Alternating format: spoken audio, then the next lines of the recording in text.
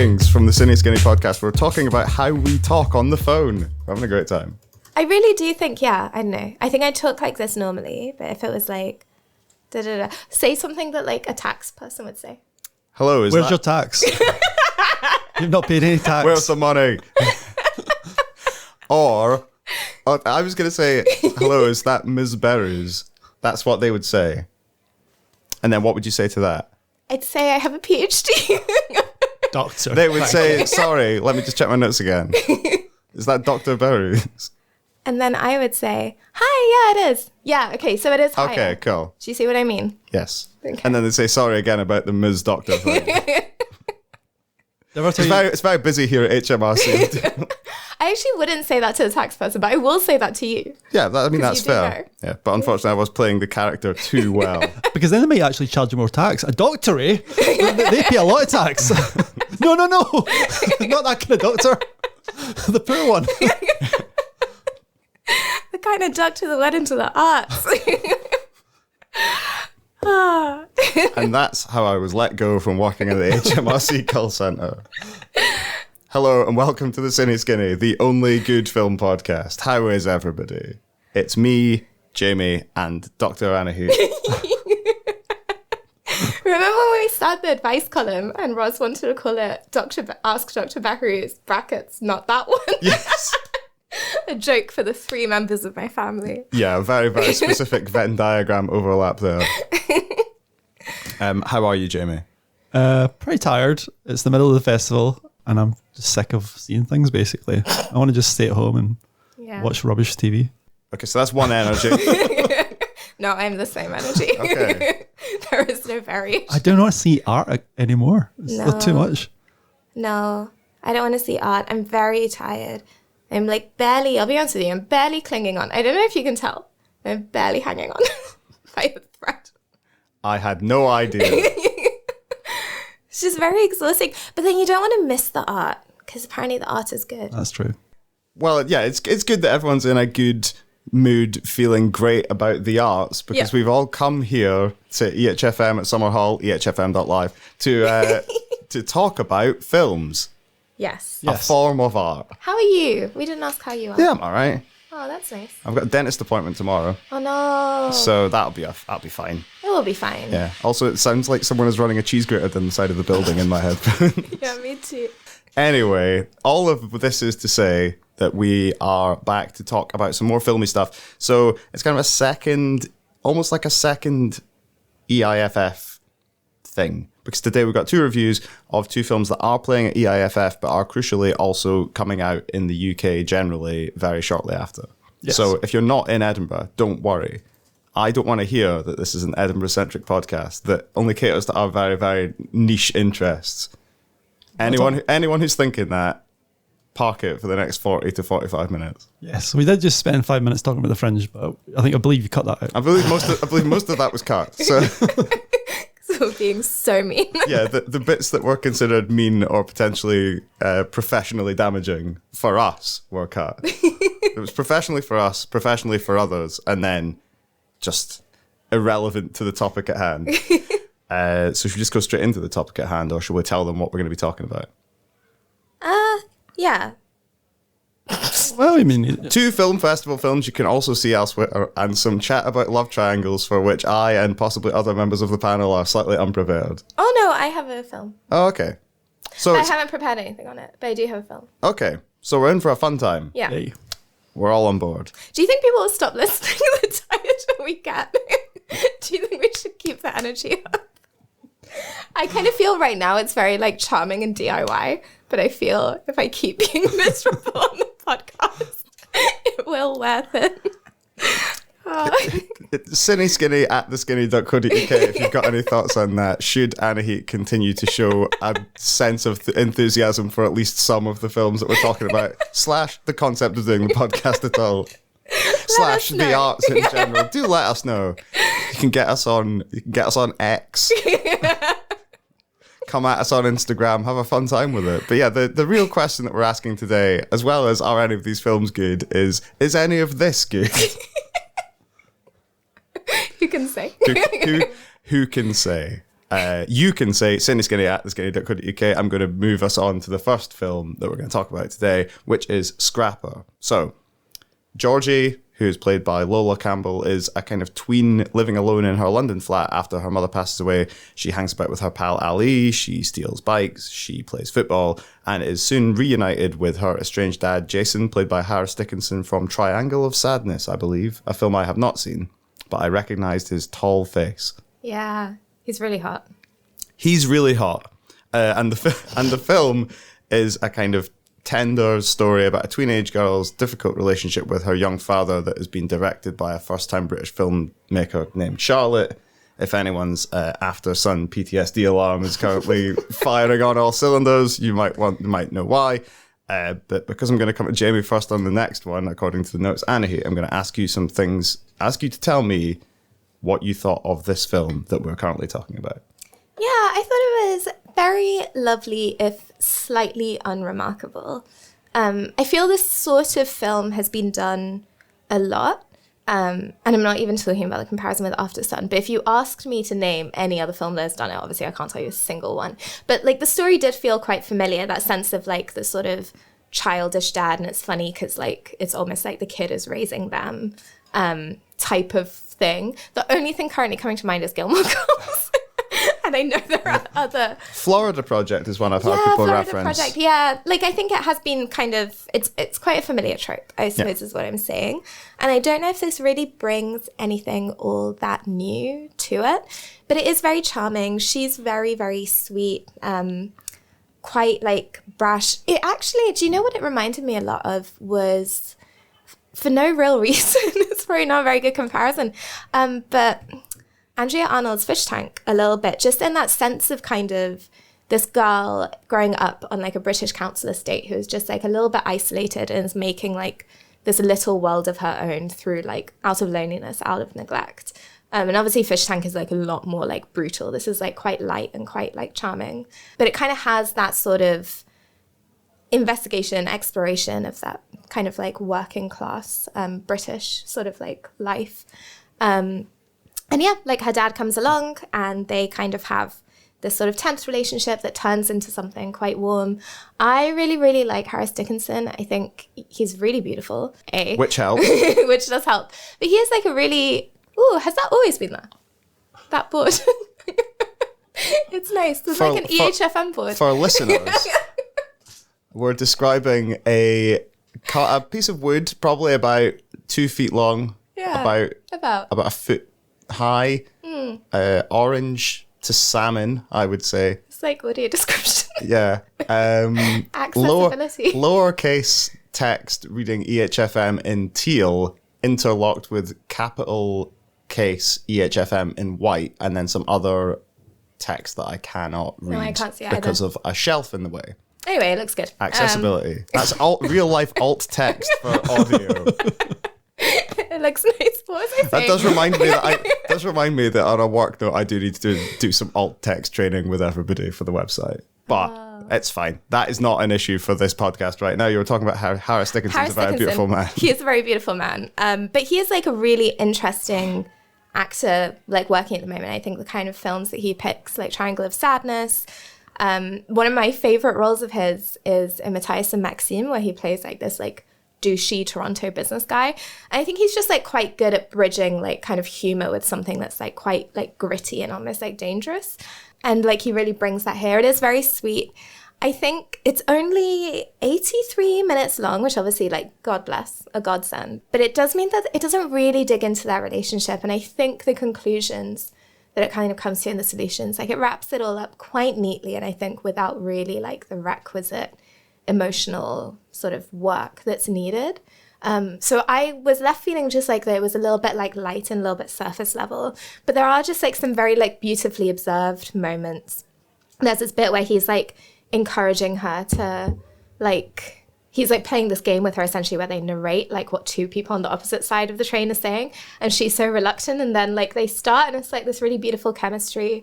There are also these like very quirky moments where it has this almost again, I can't think of what it reminds me of. But like, it chronicles all the spiders in her house, and it's like almost this like video gamey, like old school arcadey text, and like just these quirks that I think make her a very interesting one to watch director.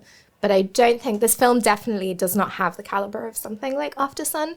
I don't think it's really pretending to. But yeah, very promising and just like very nice to watch. Yeah, I found, Jamie, I don't know about you, it kind of fell between being a very, like a long short film, capital S, capital F, short film, and a short feature film. Because I think it doesn't, one of the things about it is it doesn't seem to try to do very much in terms of, like it's telling quite a simple story quite straightforwardly, but what it does do, I found it does quite well, and it also looks excellent. You kind of alluded to it. There are a lot of like super saturated colors and mercifully sparing use of kind of like formal switcheroos, these little kind of interstitial bits with other people from the community, but it doesn't fly around all over the place trying to do, again, doesn't try to do too much with what it's got.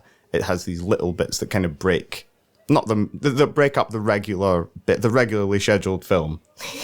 Yeah, I wonder if there's actually maybe more to the film, because like you say, those little documentary moments suggest that a wider world with different characters, suggest school and the care workers, but we don't really dig into that. So maybe that was in a different draft of the film and it just came in this kind of very shorthand, like playful way. So it does seem like a documentary crew is interviewing her friends, the kids in the neighbourhood, and people who aren't really characters within the film but have an opinion on Georgie.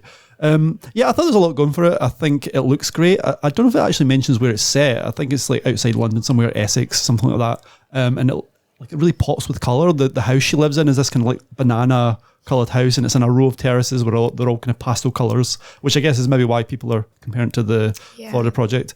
Yeah, and it's just got like lots of playful little moments, like you've mentioned. It just looks great. Like I think too often the problem with like working class films, or films set in working class areas in British cinema, it just the instinct is to make it look grim and grimy. So this goes the opposite way and is actually quite refreshing. I would say the problem though is, so the film has this kind of energy to it, and I think that is like reflected in the young girl, Georgie, and I think that is a great idea, to have a film that's kind of like your character, is like bouncing with ideas and energy. But I think the film is also a bit like a kid in that it's a bit naive. It doesn't have, it feels like a fairy tale. And I think if you compare it to something like the Florida Project, that does have colour and wit and these kind of like little moments of fantasy, but it also has reality. And I think that's really what's missing for the film. Just that ounce of grit. Just, it isn't really truthful. I think that's maybe my issue. It's never really truthful about the care system. It just paints the care system as a bunch of idiots. And that's funny because the kid, Georgie, she had this scheme where she's convincing the social workers that she has her uncle living with her called Winston Churchill, and she does a kind of Home Alone style switcheroo where she has the guy from like the corner shop make some voice notes for her so she can fake it, and that's really funny. But I think it also should have maybe tried to say something about the world, so it's very fun being like fantastical and sweet. But yeah, I think it would have benefited from a little bit of realism put in there, and I'm not saying it has to be Ken Loach, but I'm saying it has to sort of be truthful to the world. So it kind of it's very sweet, very warm. I agree that the central pairing is what makes it. I think once Harrod Dickinson shows up, him and is it Lola Campbell, who's the young actress who's like 12, they are fantastic together, and all their scenes together are really fun. It actually remind me a lot of Paris, Texas. There's a lot of scenes where they walk on either side of the road, which is a big kind of motif in Paris, Texas. And it's about somebody who is mistrusting of her estranged father for obvious reasons, but then slowly warms to him. And it did remind me of a lot of films. I think the filmmaker's borrowing from a lot of places, but clearly talented and got a kind of eye for detail and things like that, which is very promising for the next film. But yeah, for me, it was just a little bit too slight. So the reason we're talking about it today is because it's on as part of the Edinburgh Film Festival, like outdoor screenings program. And I feel like it's the kind of film where it has some flaws to it, but I think that the look of it and the energy of it, it's kind of it's a decent film for that. In terms of like new films from like new directors with small casts, it's got a kind of inventiveness. And like I say, a lot of that is borrowing from other things, or clearly a very kind of like visually literate, like sensibility. It would actually be best for someone around George's age. Actually, I think younger people might be into like it. It's like because it's funny. It's like I think it's really charming, and it is like an art house film in that it's trying to do something really interesting visually. So I think young people who are interested in more unusual films might get a lot out of it. And like if a family audience went to see that, I think they would laugh along.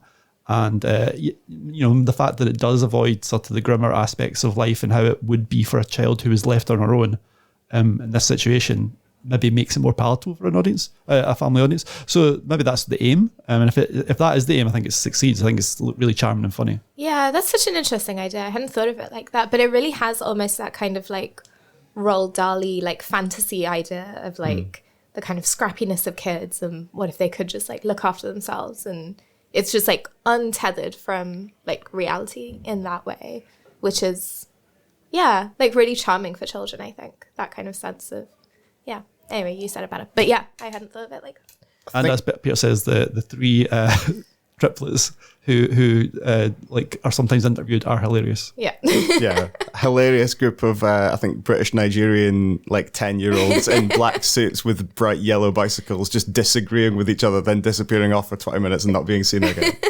Then there's a bunch of cool kids who don't like Georgie because she doesn't wear foundation. Yeah, and the they're mean girls. The mean girls, like in pink. Yeah. Like, they're fun as well. But also like again in this kind of like childlike wonder way, they've clearly just like gone at themselves with like a trowel to put the foundation on. I was like, she doesn't know how to put on makeup. I think we rediscovered some childlike whimsy on the Cine Skinny podcast now. Rare turn of events. So Scrapper's on at the EIFF outdoor screenings at the Old College Quad this Saturday, the 19th of August at 6 p.m. I think it's currently sold out, but it's the festivals. So just look out for some returns or something like that, or to watch it through a gap in the wall, I don't know. It's also on at GFF on Sunday, the 20th of August. I think there's a Q&A with the one at GFF. I'm not sure if there is for the one at EIFF. I think the director is coming. So yeah. I saw her on a list sent out. So yeah, Charlotte Regan. Charlotte Regan. Yeah. She will be there. So. Yes, and then I believe it is out next Friday, 25th of August. That's Scrapper.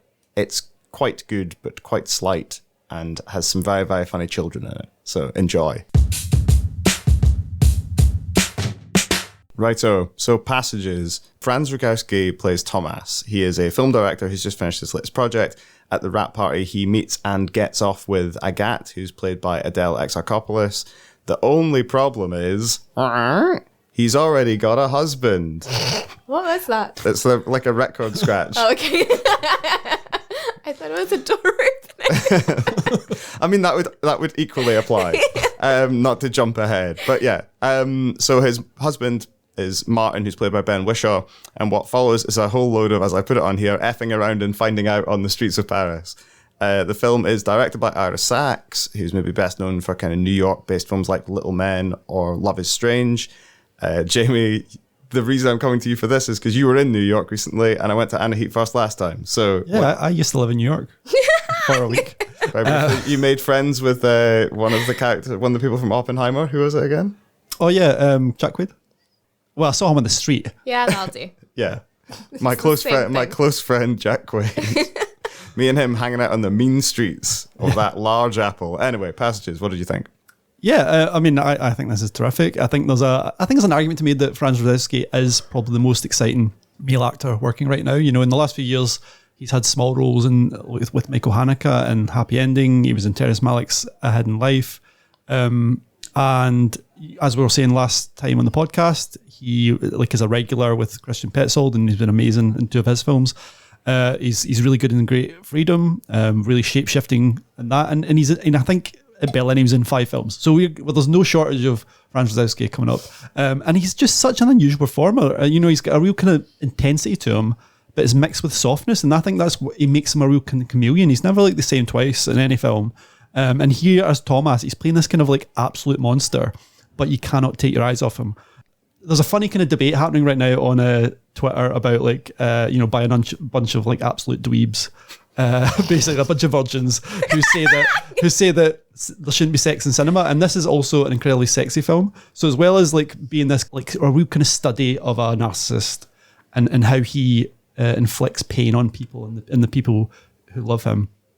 It's also an amazing film about sex and how sex is used as a weapon. The 2 sex scenes are amazing, but they're also indicative of Thomas's behavior and sort of show how he uses his body to like manipulate these people. Because that's why it works, because he is a monster, but he has charm and he has a kind of like quality where he has to be, because you have to understand why these people are falling for this guy, because he treats them horribly.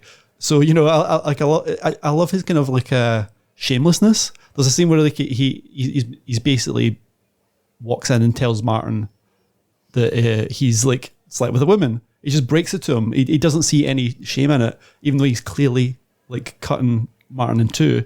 And then later he turns up at Agat's house with all his stuff, just saying, "Oh, hiya," and he's moving in. So he's a person who just uses people. And it's like, and it's interesting to focus a film on someone like that, because I think the most powerful scene in the film is the scene without him. Like, I don't know if you remember the scene where Agat and Martin have a chat. I think then that's where the kind of actual heartbreak of the film comes in. The pathos is when you actually realise, you know, these two speaking to each other realise what sort of pain they've been through because of this guy. So yeah, it's a really, really thorny, interesting film looking at a kind of modern relationship. Ira Sachs, I think, is a really interesting filmmaker. The way he deals with the sexuality of it is really interesting. The way he deals with like the infidelity is really kind of interesting. It's very French in that way, that it's a kind of people kind of don't seem to bat an eye at a sort of love triangle. So yeah, I thought it was a great film. Like tons going on that was fantastic. And yeah, maybe we can go on to later, but I'd also love to talk about Thomas's outfits. Yeah. But we can maybe leave that right now. I spoke too much.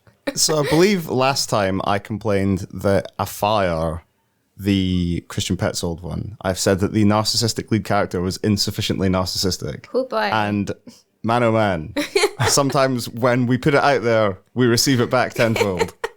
Delightful stuff. This guy, shitbag extraordinaire. Incredible scenes. It is incredible, yeah. I do feel it's very interesting hearing you both talk, because I think he is like insane. Like, I think he's like literally insane. Like, it's the bit where he like comes home to tell his husband about it, and then he's like, "Can I talk to you about it, please?" And it's like, bitch, no. So he is a narcissist and he is absolutely insane. But I think what I liked so much about this film is it has like, not even necessarily like empathy for it, but I think it has like, it gives space for us to kind of consider why someone would behave like that. And I think the way that this film talks about and like represents desire is so interesting, because it kind of represents it as something that you can't really help. So this like horrible feeling that you could like fuck up your life, you could fuck up everyone else's lives just for like this thing that you want really badly. And obviously that's a selfish thing and not everyone would do that. But like that kind of impetus exists. And I really, really respect this film for kind of like giving that idea like just complete scope. Like, what would happen if someone went to the extremes of that? And I think that's why, like, yeah, thinking about this sort of sex scene discourse, what do the sex scenes do over there? I think like we need to be able to articulate what that kind of like desire looks like and why people are willing to like ruin their lives for that. And I think this does it like so, so well. And it's like a very gentle film, despite like how sexy it is. I think because everyone talked about it as such a horny film, I expected it to be quite like, I don't know, like almost like really high energy, but it's like actually very gentle. I think especially like Ben Whishal's character has so much gentleness, but even like Franz Rogowski has always been like a very like internal actor. And Adele as well. And I just think there is so much like softness to this film, despite the fact that it is about like this crazy, crazy person ruining his life, everyone else's lives, in what, like, not to spoil things, but like in what are often like quite like brutal ways. And I thought that was really interesting. The clothes are so good. They're so good.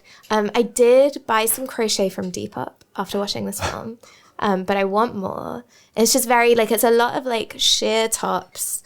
I also bought one of those. And just, like, a lot of crochet and a lot of just, like, hot people wearing good things. But there's also, like, a way that the kind of camera frames them. And it's just very, like, beautiful. Like, the colors of their clothes and the way that they kind of stand out against the background is very, like, painterly. I don't know if it's shot on film, but it has, like, a very filmy kind of softness to it. And it's just, yeah, I really liked it. Yeah.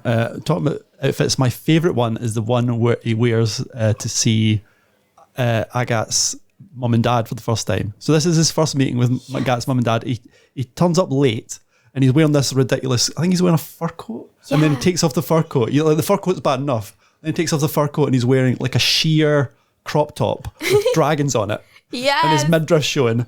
And he's meeting this conservative French parents who are worried that the daughter have made a mistake, you know, and like what an act of like either complete and utter obliviousness or an act of like aggression to wear this top to that meeting. And it's like that says everything about this person. He's just so utterly clueless. Either he does not care what anyone thinks or he knows exactly what the reaction he's going to get from this top, and either way it says everything about him, you know. Yeah. And it's the fact, right, that he is wearing that because that's what he was wearing the night before when he went back to like seduce his husband. And so it's like kind of this in-between thing where it's like he doesn't care and also he is clueless, but he's just like not prioritizing it. Like he just does not care about her enough or these things enough. He's never going to put what he wants on hold in order to fulfill his like obligations and responsibilities.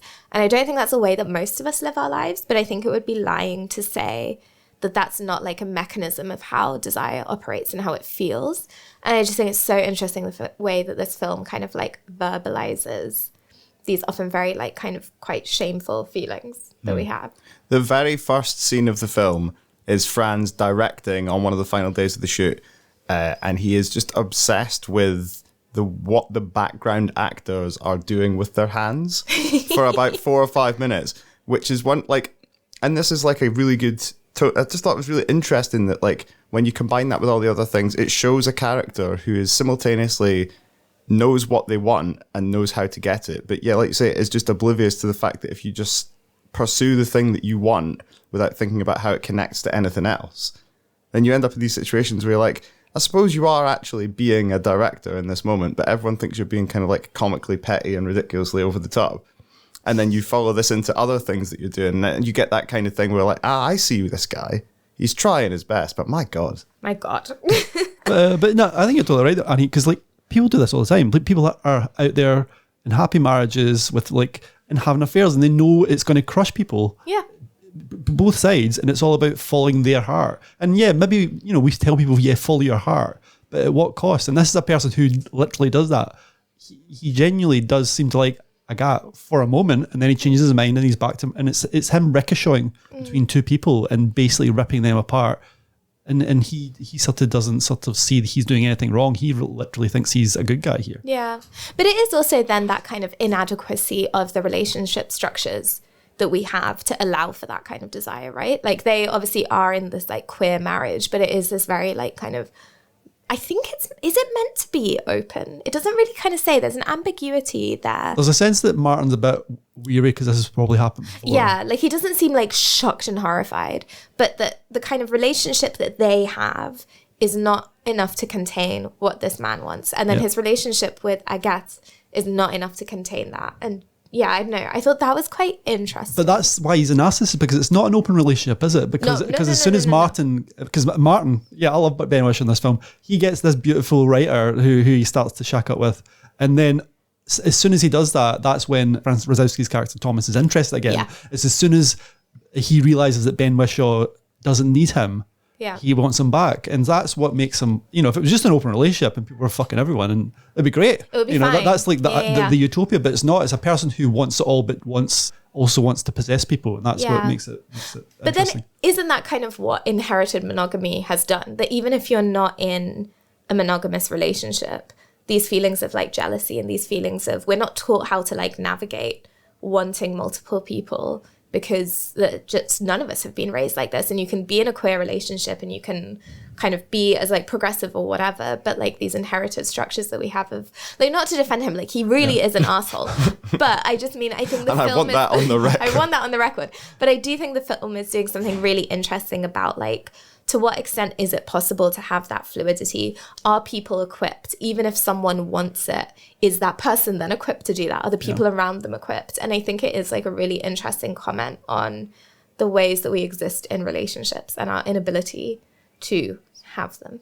Because I think when he comes home and tells Martin that he's met this woman. He says, "You should be happy for me. Why are you not happy?" Yeah, that was so fucking I know. funny. Of course he's not happy. I would kill him. Could you imagine? Could you imagine if your husband came? Oh my God. Anyway.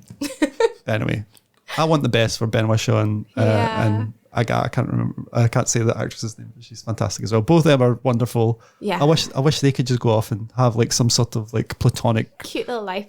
family. That'd be amazing. That would be nice. God bless them. If they each get half of that nice cottage they have in their respective divorces to Franz Rogowski, then they could live together. But I was also like, wow, should I move to Paris? Like, I forgot how nice places in Paris are. Yeah, just like hanging out in those cafes and just like having a little dance. Yeah. You know? The high ceilings. I know we have high ceilings in Edinburgh. Yeah. I mean, like I'm surrounded by like those kind of archetypes all the time, but they never seem as like charming and sexy as the ones in Paris. What's going on? Sorry, guys. Thanks, That's obviously people in very charming and very sexy. So I don't know what you want from me. I'm doing my best. All right. You work with what you've got. So Passages is on at EIFF at the View on Saturday, the 19th of August at 8:45. I think the earlier two screenings are sold out. This is very much not a film that will ever play at an outdoor cinema. You're having to go in to watch this, I think. Yeah. Oh, yeah. With the amount of shagging in it. It is, just in case that wasn't clear, it's out in UK cinemas from the 1st of September, and we actually have 2 free screenings of it coming up with Mubi. So CCA on the 6th and Summer Hall on the 7th, skinny.co.uk/tickets for those. Paddington will never be the same again. That's all I'm going to say. I mean, Paddington is taking some big L's today. Knocked back from the outdoor screening program at EIFF. Ben Whishaw getting his heart broken. Well, it's just not on. Oh. I don't think Paddington is that good. Can I put that out there? Whoa, now. Just cause. I thought. Controversy. Oh my god. Do you guys genuinely think it's like one of the best films ever made? Oh god, no. I think it's really good. But like, come Yeah, on. but it's not like the way that people talk about it. Yeah. Like it's. I think it's London people think that because it's very kind of like paints London as like a great place. I'm from London. Oh, sure. Put my foot left, right, centre to down. I forgot. Doctor, please forgive me. Not sexy. I'm not from London. Not a doctor. Not a doctor. I worked so hard.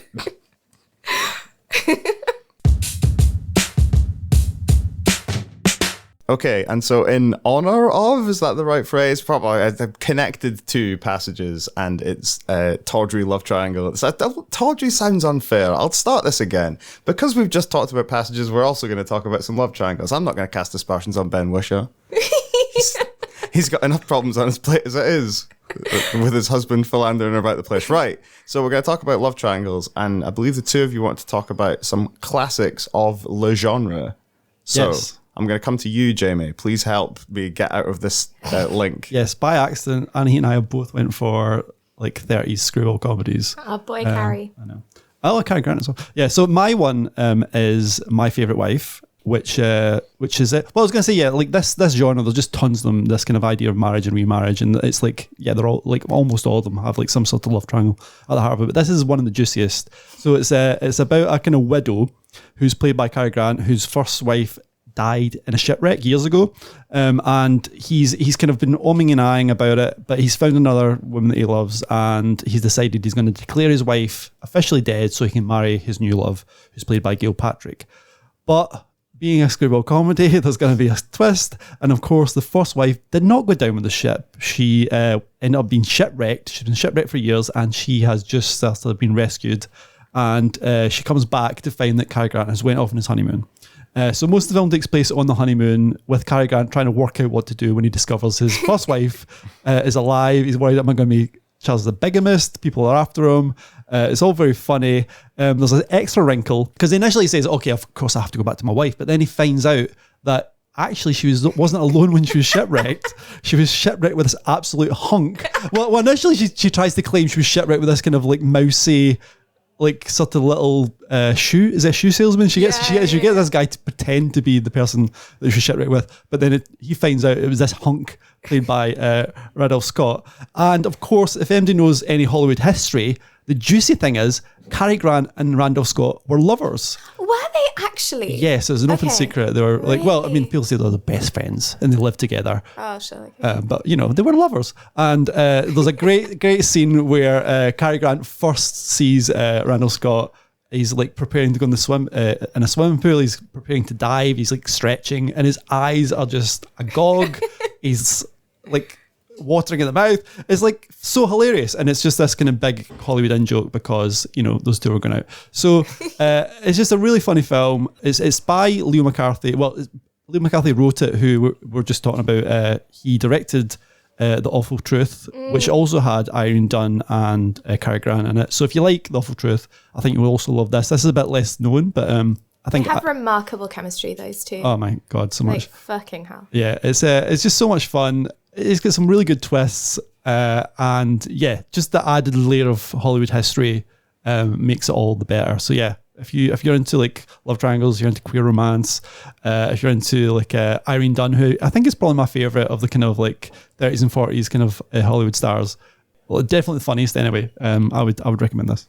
There's this one bit in that, so he sees him like doing the swimming thing and he's like agog, and then isn't it later in his like bedroom where he sees like a tiny version of him in his sleep just like jiving up and down. So good. It's so funny. Yeah, my one is A Philadelphia Story. The single Philadelphia Story, which is a year or two after. When was? Oh yeah, maybe more the 40s actually. Yeah, that's 1940. So I can't remember when the My Favorite Wife was. But it also has Cary Grant, James Stewart, Katharine Hepburn. Like casting peaked. Like that film, that is the film. It's one of my favorite films in the fucking world. I love it so much.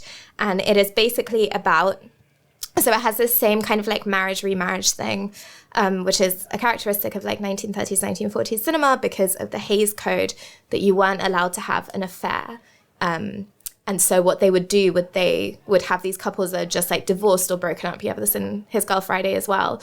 And that would allow them to have like little intrigues with other people and then they would get back together at the end.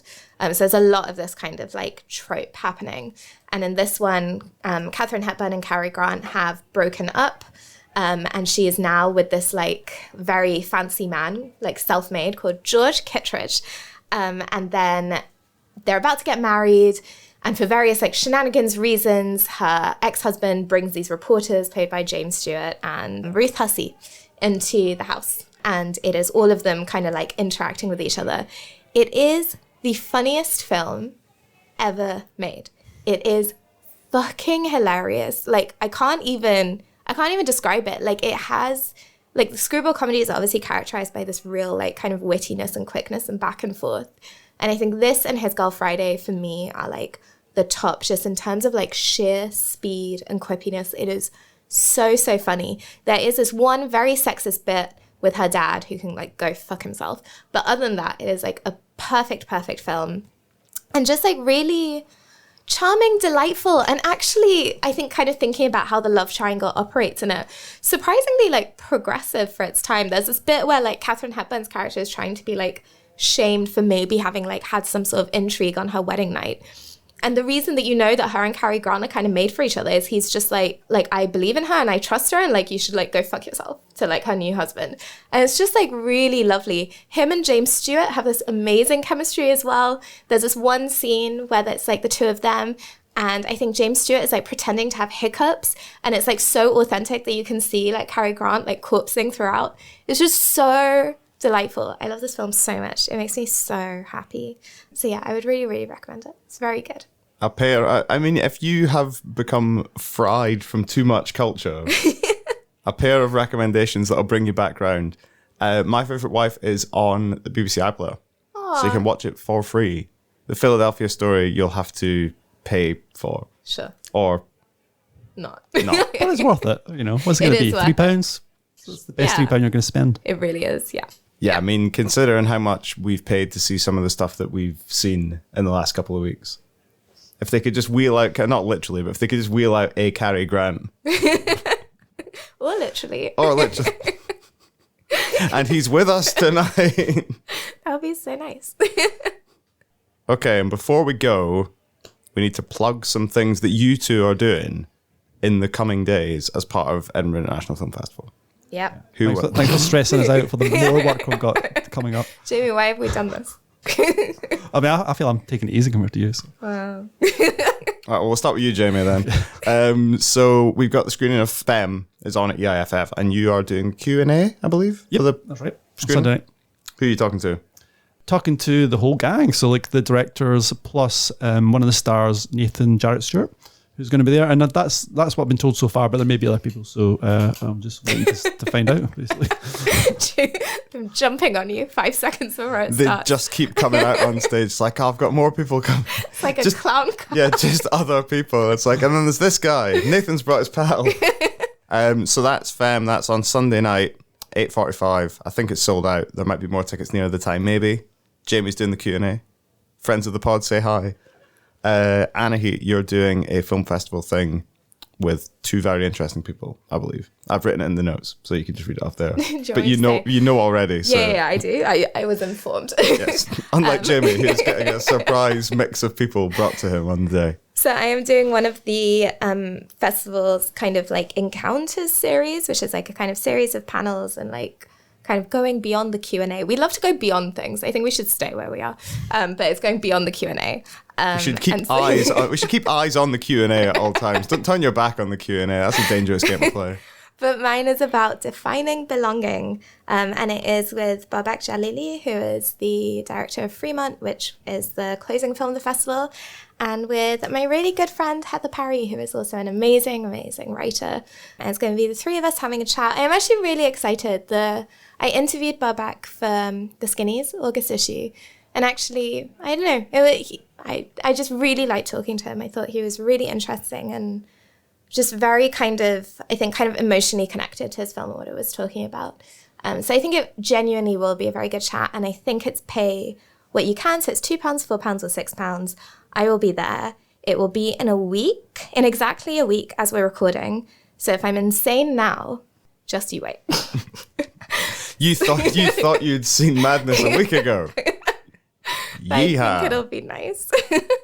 I don't have anything to plug other than the podcast we're on right now. You have good mental health. What's that like? Well, I mean, Pierre's also extremely busy. Yeah, that's right true. now. but busy in a way where I can try and contain it to work hours and then simply walk off at the end of the day. Doesn't really work when they're like, "Can you chair this Q&A?" No. It's at 8:45, bitch. Just get the fuck out of here. Yes, so I don't have anything I have nothing to offer except this podcast, which is now finished. So enjoy yourselves. So thank you, Jamie. Cheers, Pierre. Thanks, Anahit, Thank you. for taking time out of our very busy August. Oh, we're having a great time. This is the thing. We're having a lovely We time. are having a nice time. I am so tired. I think my thing is that I'm starting to feel too old for it. Like my body is giving up. Not even my mind is also giving up, but that was like expected. But my body is like failing, you know? It's when you have to like give up the fun part of it, like going out. Like that's like the exciting part. It's when you have to just be like reviewing, doing a job. Yeah. It feels like work. And the eating, like you can't just like eat all the street food because you feel so sick. To go home and have like broccoli. Yeah. Anyway, I'm not loving that. You know what that is? That's relatable content. We'll be back in a couple of weeks with more of that. I won't be. I'll be in Venice. Again, relatable content. Anahit's out of one festival that in a town that she lives in that she's complaining is too much to go halfway across Europe to go to another festival. Yeah, baby. Party. Jamie will be here in a couple of weeks. I'll be here, unfortunately. I want to be in bed. Honestly, lads, CineSkinny at theskinny.co.uk if you've got any thoughts. Lewis should be back in a couple of weeks as well. And thanks to Jamie at EHFM, ehfm.live. This has been the CineSkinny. We're all off for a lie down or probably to do loads more work. Yeah. Goodbye. Bye. Bye.